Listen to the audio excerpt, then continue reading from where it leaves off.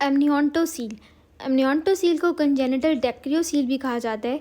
ये एक bluish greyish cystic swelling होती है लैक्रिमल सैक के अंदर, ठीक है। ये क्यों होती है? क्योंकि इसके अंदर एमनियोटिक फ्लूइड एक्युमुलेट होना शुरू हो जाता है।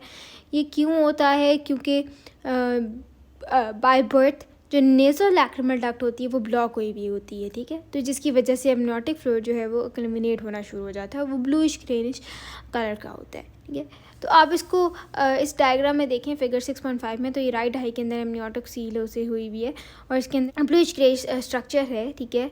और इसके अंदर एमनियोटिक फ्लूइड है वो एक्युमुलेट हुआ है। तो इसको हम ट्रीट कैसे करते हैं? इसको इस एरिया को मसाज करते हैं, ठीक है। और इसके अंदर इस एरिया पर ट्रॉपिकल एंटीबायोटिक देते हैं, ठीक है।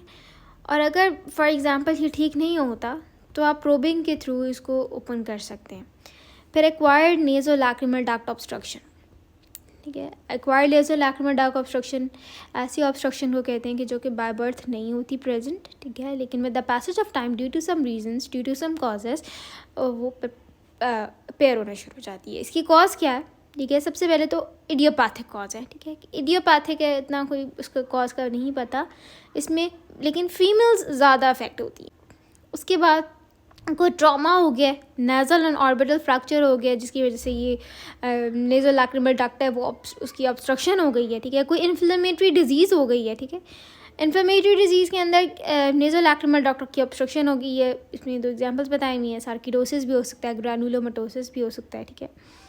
कोई ट्यूमर है, अगर नेज़ोफेरेंजियल ट्यूमर प्रेजेंट हो तो उसकी वजह से भी ऑब्स्ट्रक्शन कॉज हो सकती है, ठीक है। कोई कास्ट फॉर्मेशन या फिर कोई डैक्रियोलिथ भी प्रेजेंट हो सकता है जिसकी वजह से जो नेज़ो लैक्रिमल डक्ट है उसकी ऑब्स्ट्रक्शन हो जाती है। फिर इसके सिम्टम्स क्या होंगे? अब टीयर्स ड्रेन नहीं हो रहे, ठीक है, टीयर्स ड्रेन नहीं हो रहे ना लैक्रिमल पंक्टम से और कैनालिकुलाई से, तो क्या होगा? एक्सेसिव टीयरिंग होगी। जब एक्सेसिव टीयरिंग होगी तो there will be mucoid, mucopurulent discharge होगा, वहाँ पे पस हो जाएगी।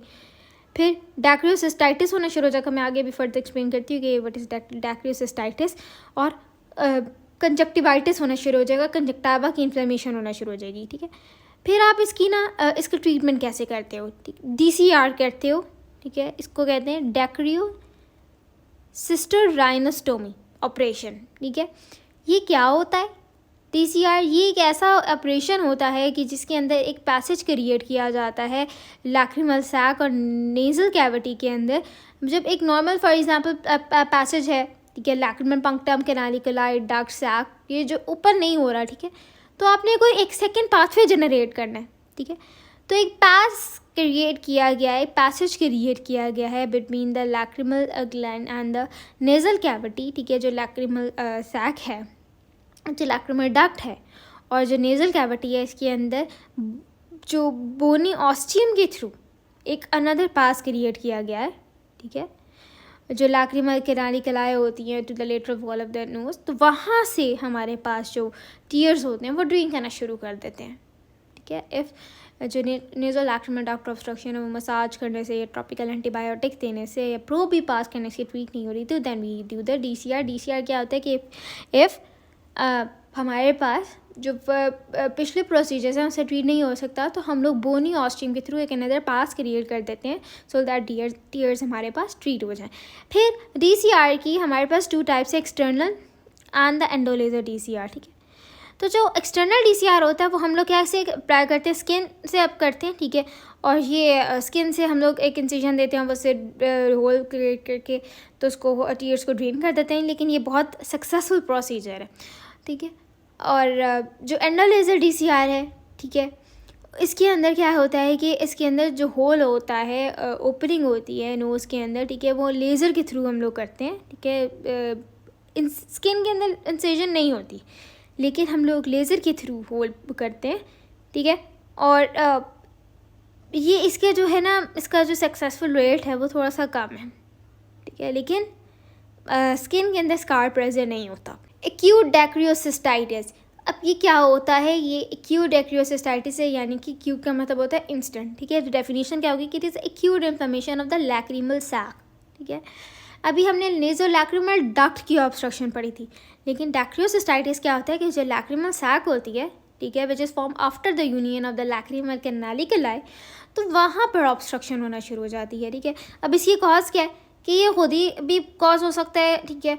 और हमारे पास अगर नेज़ल लैक्रिमल डक्ट के अंदर कोई पहले से इन्फेक्शन हुआ हुआ है तो उसके एज अंदर सेकेंडरी बेसिस ये कॉज कर सकता है, ठीक है। और कुछ ऑर्गेनिजम्स होते हैं यानी कि स्टेफ ऑरियस होते हैं, स्टेफाइलोकोकस होते हैं, स्ट्रेप्टोकोकस होते हैं, और जो न्यूमोकोकस होते हैं, ठीक है, कॉक्साई, जो ये सारे हैं ये लैक्रिमल सैक के अंदर आ जाते हैं, तो ये इन्फ्लेमेशन कॉज कर सकते हैं। फिर सिम्टम्स क्या होते हैं, ठीक है, बहुत ज़्यादा टीयर प्रोडक्शन हो गया, ऑब्वियसली टीयर ड्रेन ही नहीं हो रहा तो टीयर की प्रोडक्शन बहुत ज़्यादा होगी।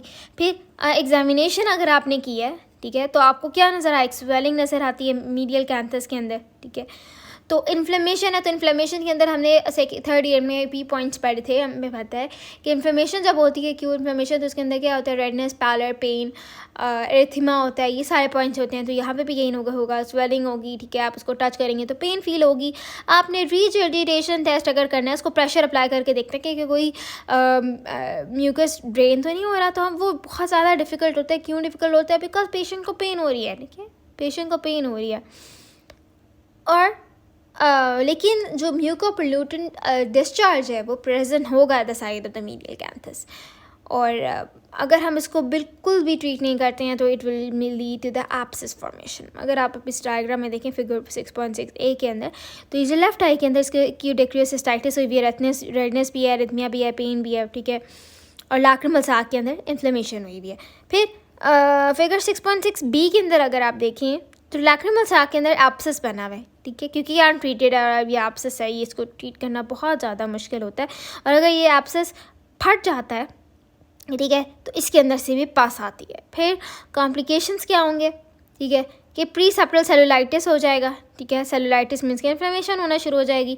और जब इतना ज़्यादा हमारे पास इन्फ्लेमेशन हो जाएगी लैक्रिमल सैक के अंदर, तो हमारे पास फिस्टुलाज बनना शुरू हो जाएंगे। पर फिगर 6.7 के अंदर देखें कि जो लैक्रिमल एब्सिस था ये फट गया, ठीक है, तो इसके अंदर से एब्सिस पास कमिंग आउट, ठीक है।